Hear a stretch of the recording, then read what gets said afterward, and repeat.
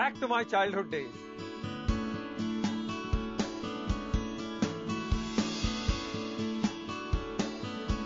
Let me tell you a story.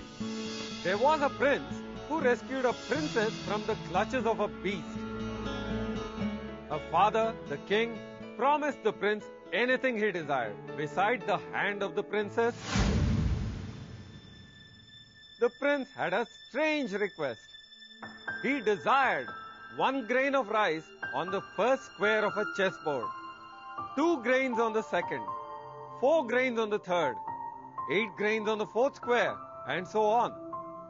Now, if each grain weighs about 20 milligrams, how much rice did the prince amass?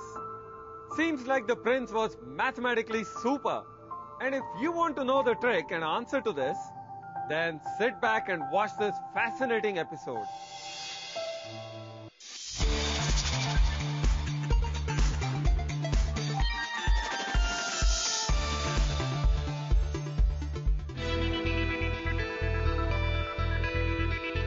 Hi and welcome to the Wonderland of Math with me, Shankar. Here, if you think logically, you will score magically. In today's episode, I will introduce you to the concept of geometric progression or GP. We will calculate the general term of the progression and figure out the cumulative effect of a GP by summing up to the end terms of the GP. And finally, we will address your performance in the exam decoded segment. Hey, I've got something for you. Look at these two circles. The diameter of the blue circle is twice the diameter of the green circle. Now, what would you say about the area of the blue circle? Do you think it's twice the area of the green circle? Let's figure this out. I've got two green circles and I'm going to place them on this blue circle. You know what? There is still some space left to be covered. And technically speaking, it will take two more of these green circles to cover it. Many phenomena like these in real life exhibit geometric progression. Take our family tree, for example. One generation to the other, the number of our forefathers double up. It's all called progression for obvious reasons. And on adding these numbers, we get a geometric series. Remember, an arithmetic progression is a sequence in which every term differs from the preceding one by a constant number, say d. Time has progressed, and so shall we, from arithmetic to geometric progression. Well, in a geometric sequence or a geometric progression or simply a GP, every term except the first term is in a constant ratio with its preceding term. This constant ratio is known as the common ratio and is usually denoted by the letter R. And its first term is known as the scale factor and is denoted by A. So if we are given AN to be a geometric sequence, then its terms A1, A2, A3, so on till AN are said to be in geometric progression if AK plus 1 over AK is equal to R for K greater than or equal to 1.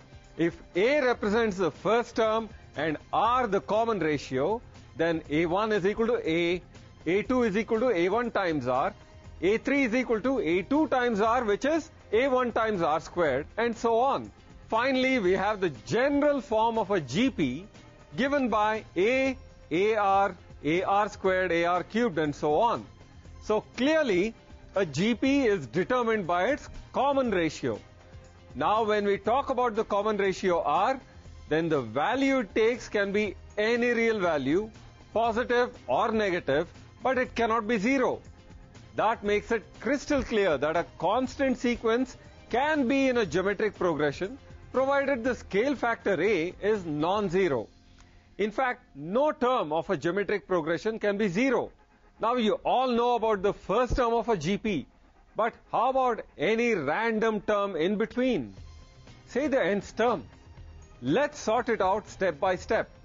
We know that A is the first term and R is the common ratio.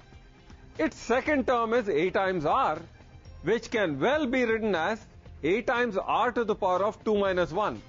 The third term is AR squared, which is the same as ar to the power of 3 minus 1. The fourth term ar cubed is ar to the power of 4 minus 1 and so on. What do you see? We can generalize the nth term to get ar to the power of n minus 1. Here the general term of the GP is ar to the power of n minus 1. Now what if I multiply every term of the GP with a non-zero constant? Will it still be a GP? Well, yes, of course, because it is equivalent to multiplying the scale factor of the original GP. The common ratio will remain unchanged. How about that? Clear? Well, let's take up a few examples.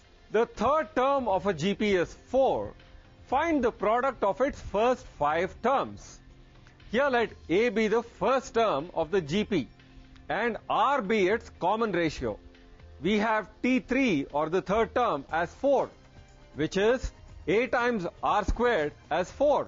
Hence, the product of the first 5 terms is A1 times A2 times A3 times A4 times A5, which is A times AR times AR squared times AR cubed times AR to the power of 4, which is A to the power of 5 times R to the power of 10, which is AR squared to the power of 5, which is nothing but the third term squared, which is nothing but 4 to the power of 5, which is 1024. Another easy question. But no matter how easy or tough something may be, you tend to have some doubts, and doubts are always welcome on my show. So let's clear a doubt that a caller has for us today.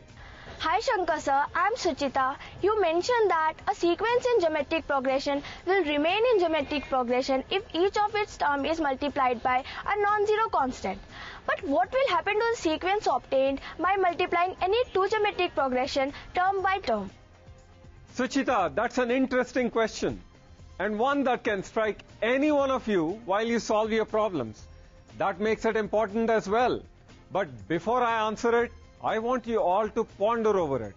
And while you do that, I'm going to take a quick break.